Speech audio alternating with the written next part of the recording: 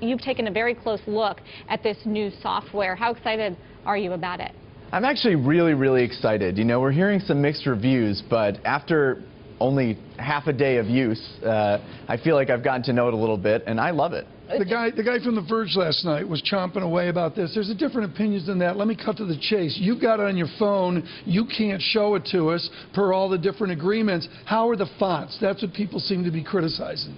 Well, you know, it's funny. The Retina screen came out a couple of years ago, which basically means that for every 1 pixel, there are now 4 pixels. It basically means things are sharper. On the Retina screen, I think the new fonts look amazing. They're hairline thin, though, and I think for some people that's a little jarring. But I think it's beautiful. But is it enough of a game changer, though, to help Apple further propel its smartphones, the new iPhone, for instance, and everything else that it certainly seems Wall Street is focused on? Well, here's the real question. Can software move the needle for Apple?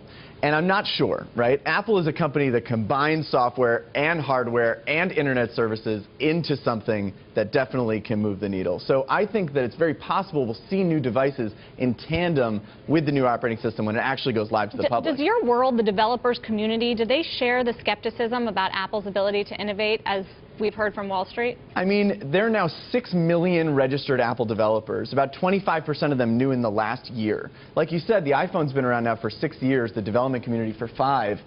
To have 25% growth just in the last year alone, developers are flocking to Apple. I do think, though, that it poses some challenges because every time they do one of these updates, every single app needs to be updated. There's almost 1 million apps live now, so that means we all have a lot of work to do. How many get used? There's 1 million apps. How many get used? How many do you use, Scarlet? I use probably 5. I use like 5 every day. I mean, right. I mean, that's the world, right? Right, but think about it, over 600 million devices, if everyone has 5, that's a lot of apps getting downloaded.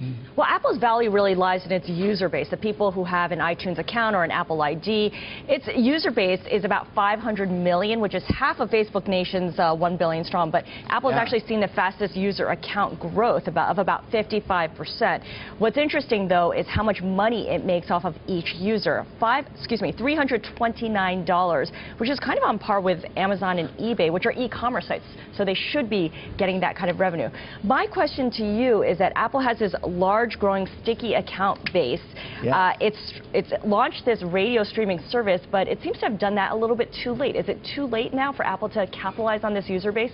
I don't think it's ever too late for Apple. And the thing that Apple's really good at is taking something that is on the way to mainstream and pushing it to the mainstream. They're not always first to the game. Think about it. They weren't the first MP3 player. It wasn't the first smartphone. It wasn't the first tablet. But they pride themselves on doing the best.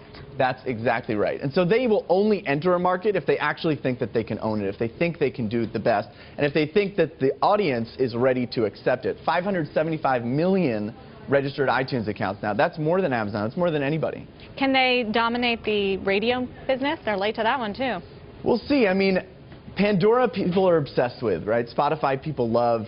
But the thing is that when you get an Apple device, if it already has iTunes radio on it, you're going to be more likely to use that than anything else. And so they have sort of the home team advantage when it comes to these things. How does Samsung strategically react to this announcement yesterday? One of the things that Samsung always has working against it is that they don't create their own operating system, right? And so they always need to play nice with Android. Now, there are rumors that Samsung might launch its own operating system, and I think that would give Apple more of a run for its money. All right, Paul Canetti, Maz Digital, thanks so much for joining us. An ex-Apple employee who still develops for Apple, we should say. I'm very excited about this change. And he has the new look on his phone now. He does, but he won't show us. 200 of those apps were created with Maz, including Forbes magazine, Inc. Excuse me, that was a shameless plug. That's just ridiculous. But the point is, he's still excited and developing for Apple.